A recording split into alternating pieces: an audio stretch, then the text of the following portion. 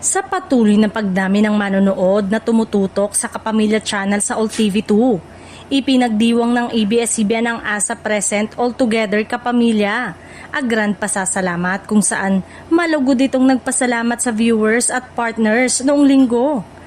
Nakasama sa special episode ang cast ng iba't ibang ABS-CBN shows tulad ng FPJ Batang Quiapo, Roja, What Lies Beneath at It's Showtime na napapanood na sa All TV2 simula noong January at patuloy na minamahal dahil na rin sa pagsusubaybay ngayon ng mas marami pang manonood sa nasabing channel para tangkilikin ang paborito nilang kapamilya shows. Nagpasalamat ang FPJ Batang Quiapo lead star na si Coco Martin sa lahat ng supporters at partners na patuloy na nagtitiwala sa misyon ng ABS-CBN na ibida ang kwento ng mga Pilipino.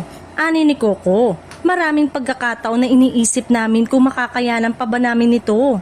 Pero dahil sa aming mga kapamilya at sa aming partners, patuloy kaming lumalaban, bumabangon at ipinagpapatuloy namin itaguyod ang ating istasyon para makapagbigay ng saya at inspirasyon para sa lahat ng mga Pilipino.